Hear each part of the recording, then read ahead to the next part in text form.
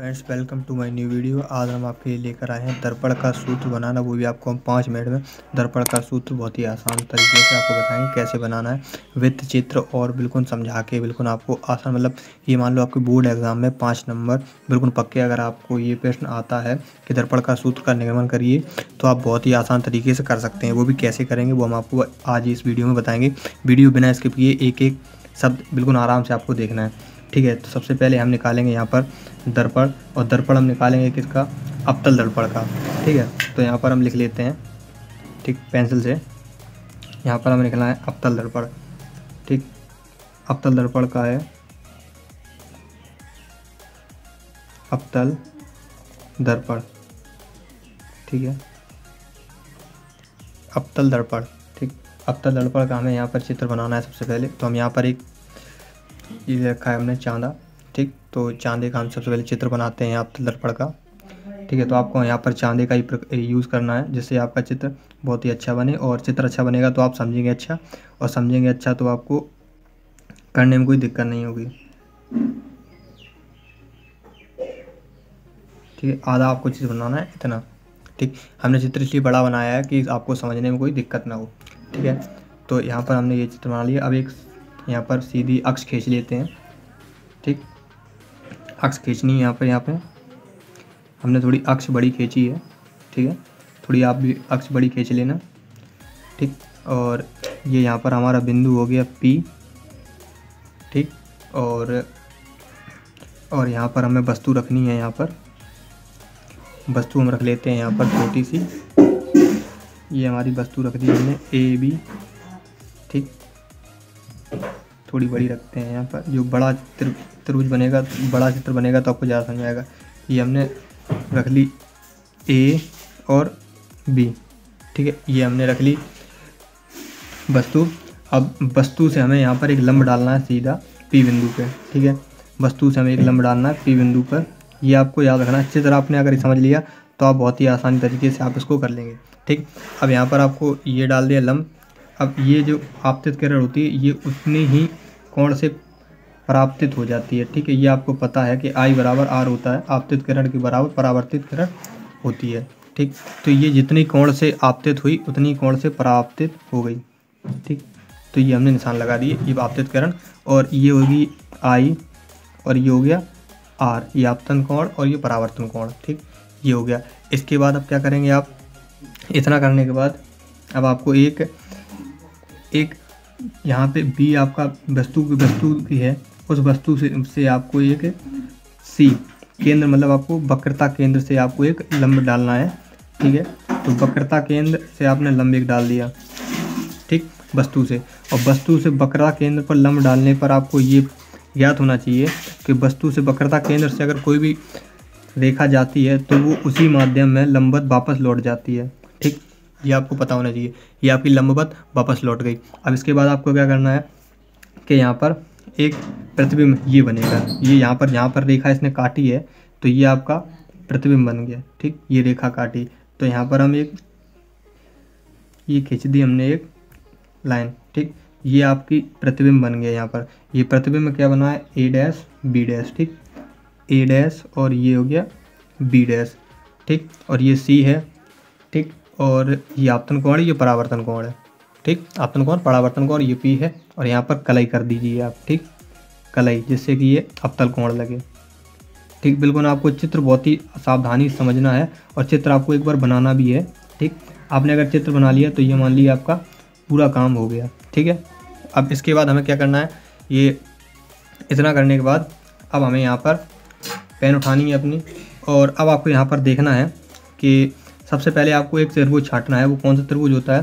त्रिभुज ये वाला ABC, और इसमें A' B' और C, ठीक। ये त्रिभुज और ये त्रिभुज आपको दिखाई दे रहा है कि सर्वांगसम त्रिभुज है। मतलब ये देखो A और B, क्योंकि ये इसकी लंब और ये लंब आपकी बराबर है, ठीक। तो ये सर्वांगसम दो त्रिभुज हो गए, ABC और A' B' C', ठीक। ये वाला त्रिभुज, ये वाला ABC और A' B' और C, ये वाला त्रिभुज। तो हम यहाँ पर नीचे सबसे पहले लिखेंगे पहला त्रिभुज A' ए बी सी, ठीक।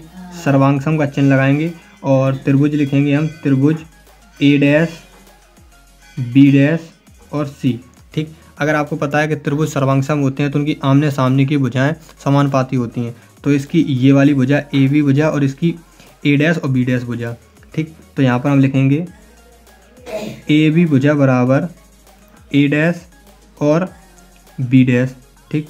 और कौन सी भुजाएं बराबर होंगी, और आपकी होगी ए सी भुजा और सी ए भुजा, ये वाली इसके बराबर और ये वाली इसके बराबर, ठीक। तो यहाँ पर हम लिखेंगे ए सी भुजा ए डैश सी डैश की, ठीक। ये हो गई सी डैश, ठीक। अब यहाँ पर हम एक थोड़ा अंडरलाइन कर दे रहे हैं जिससे आपको समझ में आए कि हम इस वाले चित्र की बात कर रहे थे, इस वाले की, ये वाला और ये वाला, ये आपको थोड़ा समझ में आ रहा है मार्ग से। और हम ये वाली इसके समांतर और ये वाली इसके समांतर और ये वाली इसके समांतर और ये वाली इसके समांतर, ठीक। तो ये आपको थोड़ा समझ में आया होगा, हमने डार्क कर दिया। तो ये हो गया इतना काम। अब इसके बाद आपको फिर से पुनः लिखना है। पुनः आपको क्या करना है इसमें कि आपको यहाँ पर लिखना है पुनः आपको अब कौन सा त्रिभुज लेना है। अब आपको एक बार फिर से चित्र में देखना है, यहाँ पर देखना है। तो आपको ये वाला ए बी और पी, ए बी पी, ये बड़ा वाला ए बी पी, ये आपका एक सर्वांग ये त्रिभुज आपको दिखाई दे रहा है ए बी पी, और त्रिभुज ए डैश बी डैश और बी, ये इतना बड़ा त्रिभुज और ये वाला त्रिभुज, ये आपको आमने सामने के त्रिभुज है। ये हम आपको थोड़ा सा अलग वाले डॉट लाइन से लाइन कर दे रहे हैं। ये वाला थोड़ा आपको दिखाई दे रहा हो dot dot dot dot dot dot, ये आपको अगर डॉट डॉट दिखाई दे रहा है, ये वाला त्रिभुज और थोड़ा ये वाला त्रिभुज, ठीक। ये वाला त्रिभुज, ठीक। ये दो त्रिभुज जो आपको दिखाई दे रहे हैं ये आपके सर्वांग सम है, ठीक। सर्वांग सम है, ये इसके बराबर है। तो आपको सबसे पहले यहाँ पर लिखना है आप क्या, ठीक है।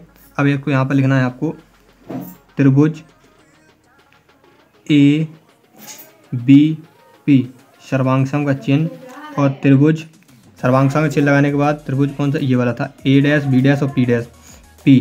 तो यहाँ पर ए डैश और बी डैश और पी। तो आपको पता है कि सर्वांग सम त्रिभुज जो होते हैं तो आपको पता है कि उसके आमने सामने की भुजाएं समानुपाती होती हैं। तो यहाँ पर हमें आमने सामने की भुजाएं समानुपाती करनी है, ठीक है।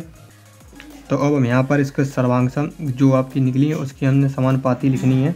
तो समानुपाती इसकी क्या हुई, इसकी समानुपाती हो गई, देखो ए डैश बी डैश और ए बी, ये इसके और ये इसके समानुपाती है, ये आपको पता है। तो यहाँ पर हम लिख दिया ए बी की समानुपाती है ए डैश और बी डैश, ठीक। अब दूसरी समानुपाती कौन सी है, दूसरी समानुपाती है हमारे पास पी से ए और पी से ए डैश, क्योंकि इस बड़े वाले त्रिभुज में देखो ध्यान से, ये यहाँ पर थोड़ा नीचे कर लेते हैं। यहाँ पर ये बड़े वाले त्रिभुज में आपकी ये वाली भुजा जो आपको यहाँ पर दिखाई दे रही है, डॉट डॉट थोड़ी लाइन कर दे रहे हैं। बड़ी वाली त्रिभुज में ये वाली भुजा आपकी, और छोटे वाले त्रिभुज में जो आपके ये है, ये वाला छोटा त्रिभुज में ये वाली भुजा समानुपाती है, ठीक।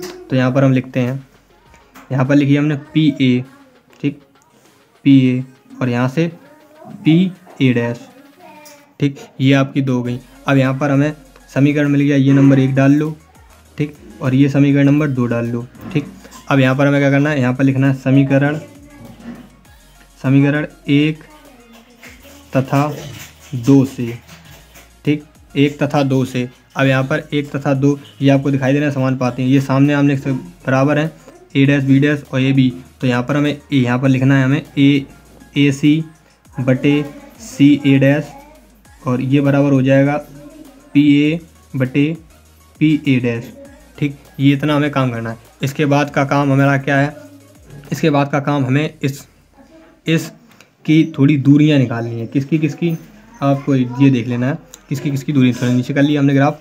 हमें यहाँ पर चाहिए P से A तक की दूरी, ये यहाँ से यहाँ तक की दूरी चाहिए, और दूसरी दूरी हमें चाहिए P से A डैश की दूरी। हमें ये वाली दूरी और ये वाली दूरी चाहिए। ये वाली दूरी आप कैसे निकालेंगे, इसमें से इतनी दूरी आप कम कर देंगे, इतनी दूरी में से इतनी दूरी कम कर देंगे, मतलब AP दूरी निकालने के लिए हमें A माइनस A डैश करना है, ठीक है। तो यहाँ पर आप लिखते हैं, ठीक, यहाँ पर हमें लिखना है कि A P minus P C, ठीक, बराबर यहाँ पर हमें निकालना क्या है, पी ए की दूरी निकालनी है। ठीक, तो ये पी ए की दूरी कैसे निकलेगी, पी ए की दूरी आपकी निकलेगी, पी से ए तक की दूरी हमने निकाली, तो पी से ए तक की दूरी और माइनस कर दी पी से सी तक की दूरी, तो हमें ये वाले त्रिभुज की दूरी निकल आई, इतनी हमें दूरी चाहिए, तो हमें इतनी दूरी निकल आई। ठीक, अब दूसरे समानुपाती में हमें किसकी दूरी चाहिए, हमें पी से ए डैश मतलब ये वाली दूरी चाहिए। अब ये वाली दूरी निकालने के लिए हमें क्या करना है कि पी से ए डैश, तो हम यहाँ पे पी से सी तक की दूरी, पी से सी तक की दूरी माइनस कर देंगे पी से ए तक की दूरी। ठीक, तो हमें इतनी दूरी निकल आएगी। तो यहाँ पर हम लिखेंगे पी से सी माइनस पी ए डैश। ठीक, तो ये निकल आएगी हमारी पी ए डैश की दूरी। ठीक है, इतना लिखने के बाद अब हमें क्या करना है। ठीक, अब हम यहाँ पर कर दे रहे हैं इसका जो भी हमारा है, थोड़ी लाइन खींची। ठीक, अब इसके बाद हमें क्या करना है, इसके बाद हमें करना है कि इसके चिन्ह प्रॉपर्टी देखनी है। चिन्ह प्रॉपर्टी हमें यहाँ पर इसके मतलब चिन्ह लिखने हैं। ठीक, चिन्ह कैसे, यहाँ से यहाँ तक की दूरी और यहाँ से यहाँ तक की दूरी वो हमें लिखनी है। ठीक, तो सबसे पहले हमें समझना है कि वस्तु की दूरी हमें निकालनी है, तो वस्तु की कहाँ रखी है हमारी, पी से ए तक की दूरी, पी से ए तक की दूरी को हम निकलेंगे माइनस यू, क्योंकि वस्तु की दूरी को हम माइनस में हमेशा लेते हैं। आपको चिन्ह से प्रॉपर्टी से आपको समझना पड़ेगा। ठीक, इसके बाद हमें निकालनी है प्रतिबिंब की दूरी, पी से ए डैश की दूरी, पी से ए डैश की दूरी माइनस बी। ठीक, ये हो गई।